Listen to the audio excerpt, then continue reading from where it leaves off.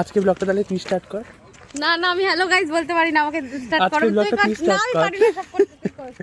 A few moments later. আজকে আমি ছবি তুলতে এসেছি। সরস্বতী পুজোয় এরকম একটা লুক দেবো ভেবেছিলাম, দেওয়া তো হয়নি, খারাপ না কপাল খারাপ হচ্ছে তো। আজকে আমাকে ডেকেছে ছবি তোলার জন্য, শুধু ছবি তুলতে এসেছি আমরা আজকে।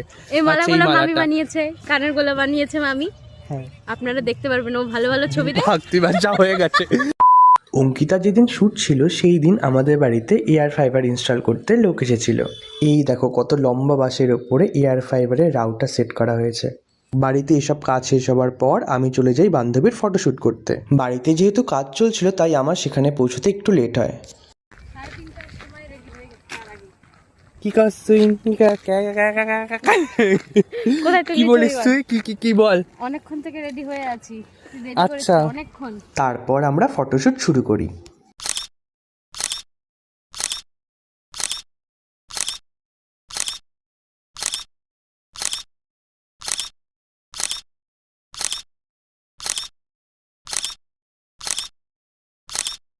ফটোশ্যুটের পর অঙ্কিতা আবার চুল আঁচড়ে নেয়। এরপর আমরা একটা ভিডিও শ্যুট করি।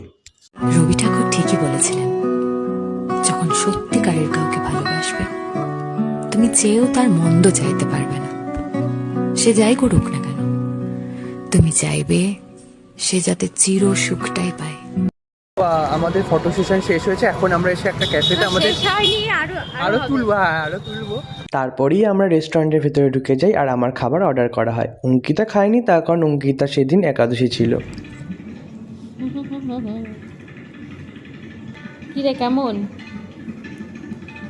খা, মন দিয়ে খা। মন দিয়ে খাবো আমি।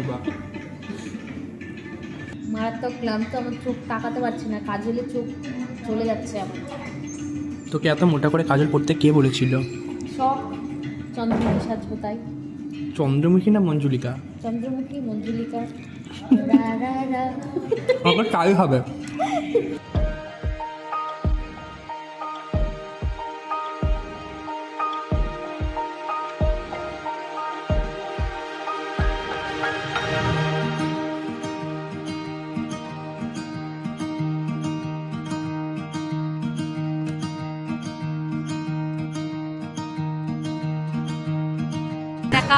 আজকের মতো প্যাক আপ হয়েছে আমাদের। টাটা বলে দে সবাইকে। টাটা। চলো টাটা, আজকের মতো ব্লগটা এই পর্যন্তই থাক। আমিও বাড়ি যাই, তুইও বাড়ি যা, সাবধানে বাড়ি যা, বাড়ি পৌঁছে নিয়ে ফোন করবি। তোমার সাথে দেখা হবে পরবর্তী কোনো ব্লগে, ততক্ষণের জন্য টাটা।